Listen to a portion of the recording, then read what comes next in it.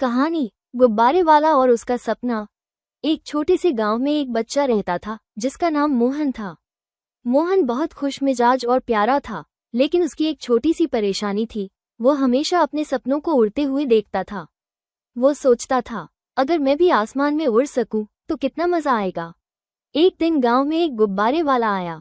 उसका नाम रमेश था। रमेश के पास बहुत सारे रंग बिरंगे गुब्बारे थे जो हवा में उड़ते हुए बहुत सुंदर लगते थे। मोहन ने रमेश से पूछा, क्या मैं इन गुब्बारों के साथ उड़ सकता हूँ? रमेश मुस्कराते हुए बोला, तुम्हें उड़ने का सपना है? तो चलो, मैं तुम्हें उड़ने का एक तरीका बताता हूँ। रमेश ने मोहन को एक गुब्बारा पकड़ाया और कहा, इससे तुम ऊपर की ओर उड़ सकते हो, लेकिन तुम्हें डर नहीं लगना चाहिए। मोहन थोड़ा घबराया, लेकिन उसने हिम्मत जुटाई। जैसे ही उसने गुब्बारे को पकड़ा, वो हल्के हल्के ऊपर उड़ने लगा। मोहन ने नीचे देखा और पूरा गांव उसे छोटा सा नजर आया। उसे ऐसा लगा जैसे वो आकाश में तैर रहा हो। कुछ देर बाद रमेश ने मोहन से कहा, अब धीरे धीरे नीचे आओ। उड़ने का मजा तो बहुत अच्छा था, लेकिन जरूरी यह है कि हम जमीन पर सुरक्षित रहें।